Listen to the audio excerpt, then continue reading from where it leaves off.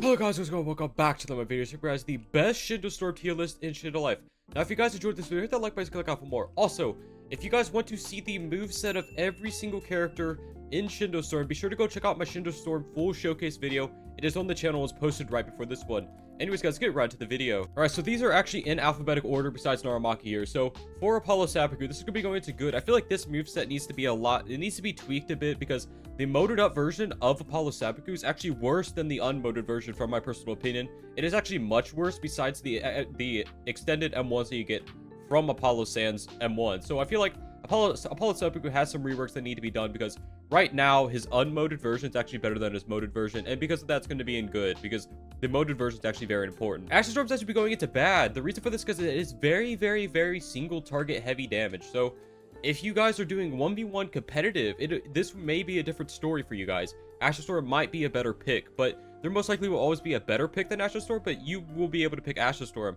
But right now, as Shindo Storm currently is, in the FFA, in the FFA, Team Deathmatch, all that stuff, Action Storm is actually very bad because the AoE it has is terrible. You could still top the leaderboard with Action Storm, of course. You could still top the leaderboard with every single one of these characters, but Action Storm just doesn't equate to being very good in these team fights. Atomic's going to be going to broken. You actually do have the bomb blade, which can nearly one-shot someone if you actually walk backwards while using it. I do not understand why the weapon hasn't been nerfed yet. People have been using it in combos, but yes, the weapon is extremely good, and the atomic stun is also very easy to hit, and it is quite a long stun.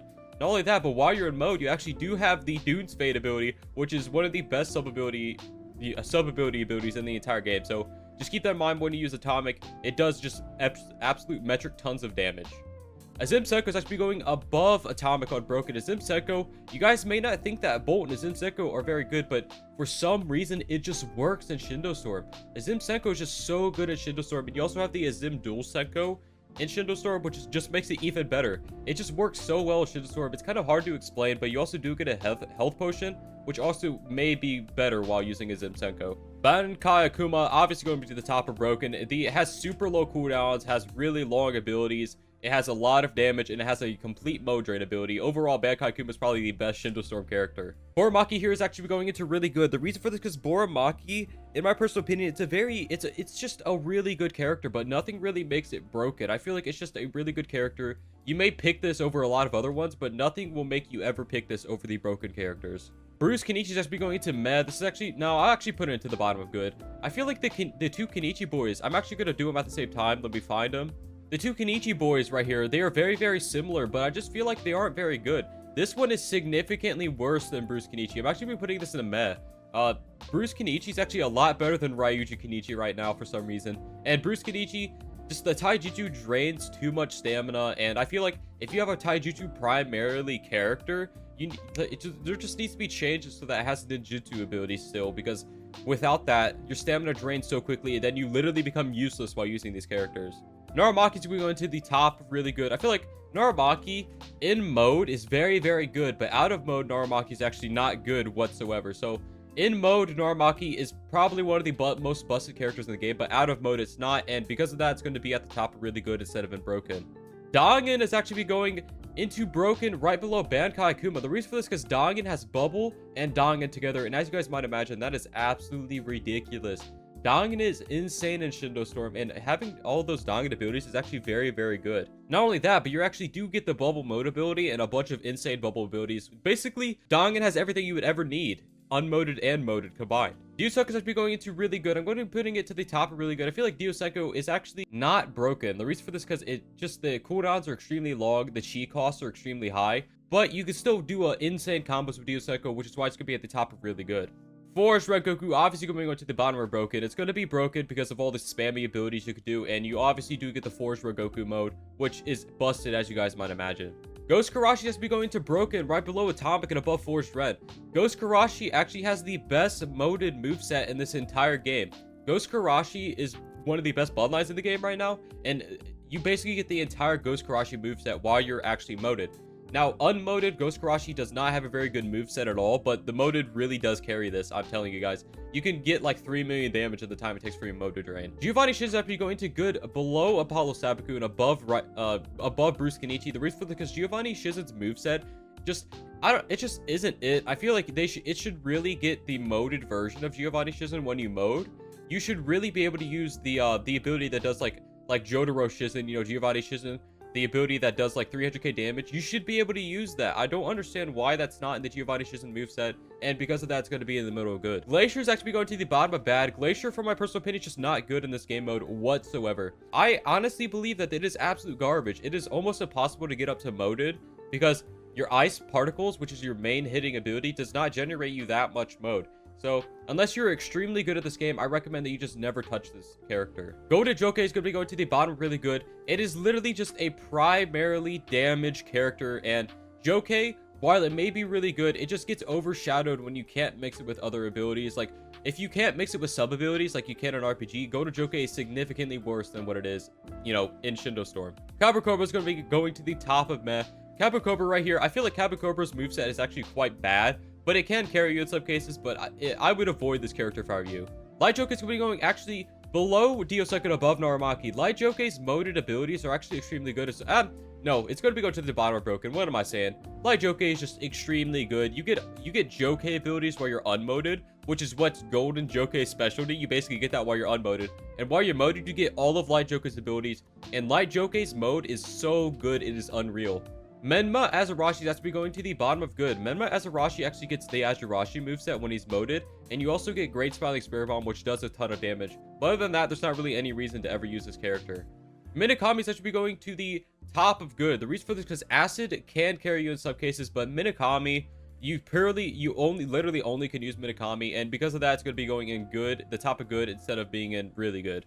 Odin Saburu's actually going to the bottom of really good. The reason for this, Odin Saburu's moveset is very good in this sort of scenario, because they are forced to basically use one bloodline at a time, and Odin Saburu as a singular bloodline actually is quite good. You get iframes, you get a counter, you get 2 stuns, you get a teleporting block break, you know, high damage ability. So overall, Odin Saburu is actually very good when it comes to this. Okami's actually going to the bottom of bad. I feel like Okami is actually the second worst character. You get to the worst character here in a second, but Okami's the second worst character in the game. Okami is literal dog water. It is not even fun to play. I recommend that you guys always stay away from this character.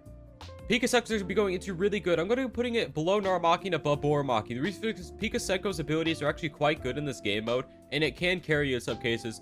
But if I were you, I would recommend going with a broken character as of now instead of going with Pikachu. But if you like using Pikachu, go for it. Ptsd is actually going into broken. I'm going to be putting it above Light Joke and below Forged Ren. The reason is because Ptsd has a ton of iframe abilities and a ton of stunning block breaks. So overall, this is pretty much just a really spammy character in the game, and it is very good. PTS Ryan is actually the worst character in the game. There's not much to say about it. You literally get nothing good from this character. Hopefully this gets buffed by a ton, because this is absolute garbage. Ryan Akuma is actually be going into the top of no, it's definitely going to be in good. It's probably going to be below Apollo Sabaku and above Giovanni Shizen. Ryan Akuma may not be very good in this game mode because you can't mix the abilities, but Ryan Akuma still has the full, not the full Susanoo. Still has the Susanoo, still has iframe, still has a bunch of damage, so because of that, it's going to be in the middle of good. Ryan Ren obviously going to be going into broken. I'm going to be putting it probably above Ghost Karashi and below Atomic. The reason for this is Ryan Ren obviously has the entire Ryan Ren moveset, including the Z-Spec, which is extremely good for this type of game mode. Red Shiki has been going into really good below Naramaki and above Pikachu. The reason is Red Shiki has a bunch of Emerald moves, which is massive AoE, massive damage abilities, and you obviously do get the Red Shiki abilities, which breaks a ton of block. Riser Kuma is actually going to broken, but where in broken is it going to go? Who knows, right? It's going to go below Ryan Ren and above Ghost Karashi. Riser is actually a significantly worse version of Banankayakuma, in my personal opinion, when it comes to this game mode. I feel like it is significantly worse than Bankai, but it still is very, very usable, and that's why it's going to be in broken. Raikkonen is actually going to the bottom of broken. I really overrated this dude in my video. He's not the best, but he is one of the best in this game. AoE is insane, massive damage. It has like, it's just, once you use this character, you'll understand. Satori Kuma is actually going to the top of really good. Now, I feel like this is probably one of the best 1v1 movesets in the game, but when it comes to T-fights, it is pretty bad, all things considered. Because it is mainly counter-based, it's mainly just a defensive character. So when it comes to like 1v1s, it's extremely good. But in T-fights, you pretty much, it's hard to do anything. Seishin's obviously going into broken, and we're putting it above Light Joke and below Ptsd. Seishin's moveset is extremely good for this game mode because it has insanely low cooldowns and insanely high range.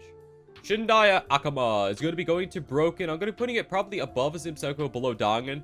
The reason for this because Shindai's moveset can quite literally carry you in this game mode, and Shindai overall is a very good character because you do get Sun Kenjutsu, which is a very good Kenjutsu. Shiver Akuma is actually going into, put it to the top of really good. I feel like Shiver Akuma, along with Satori, is very, very good for 1v1s. When in T-fights, it can actually make your teammates lose because you could permanently, like, stun someone, sure, but they won't be able to attack them while they're stunned from Shiver.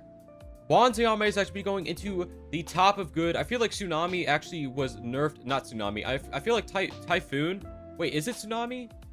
Wanzayame is actually going to the top of good. The reason for this is because Wanzayame's abilities, such as Typhoon and Tsunami, were majorly nerfed. So that's why it's going to be at the top of good instead of in the other ones. But you still can win with this character, which is why it's going to be at the top of good. Izinodoke is going to be going into the bottom of broken. Izinodoke's character, you get the blood abilities, which is one of the best combo abilities in the game. And Izinodoke overall is extremely good for comboing, and it does a lot of damage if you can actually get it to work. Anyways, guys, that's actually it for this video. If you guys enjoyed this video, hit that like button, click on for more, and hope to see you next one, guys. Peace out.